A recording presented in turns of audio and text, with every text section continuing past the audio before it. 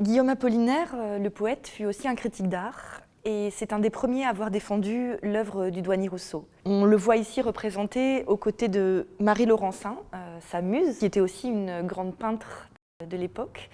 Apollinaire est représenté ici de façon assez finalement traditionnelle, presque métaphorique, avec sa plume, la plume d'oie avec laquelle il est censé écrire, et un manuscrit, un rouleau, presque on pourrait dire un rouleau de papyrus qu'il tient à la main.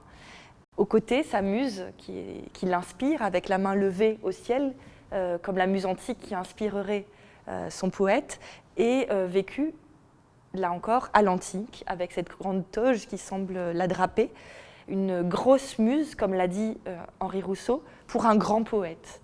En réalité, Marie Laurencin était une jeune femme assez fluette, qui s'habillait de façon très peu conventionnelle, assez en avance sur son temps. Et donc ce genre d'accoutrement n'était pas du tout familier de cette peintre. Apollinaire a été un des grands défenseurs de l'œuvre de Rousseau, mais cette critique d'Apollinaire s'est construite petit à petit. Dans ses premiers commentaires de l'œuvre de Rousseau, il se sentait complètement décontenancé par cette naïveté qu'il ne voyait pas digne de figurer au salon. Ce n'est que petit à petit que son intérêt pour l'œuvre de son contemporain est né.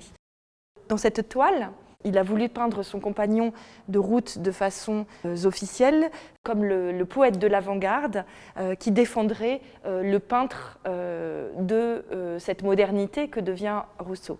On sait que Apollinaire et sa muse ont posé de nombreuses fois pour cette peinture, parce que Rousseau leur a demandé de venir dans son atelier et a réalisé de nombreuses séances.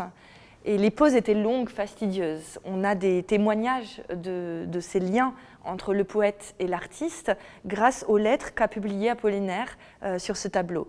Ce sont des témoignages rares et intéressants car ils nous montrent à la fois la complicité et en même temps la demande permanente d'intérêt de la part de Rousseau qui devait solliciter sans cesse Apollinaire pour qu'il vienne pour poser pour cette œuvre.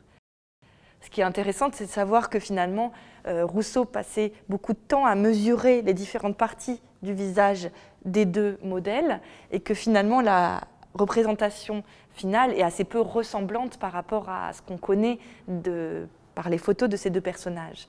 Donc c'est plutôt une représentation, encore une fois, allégorique, symbolique de ces deux personnages.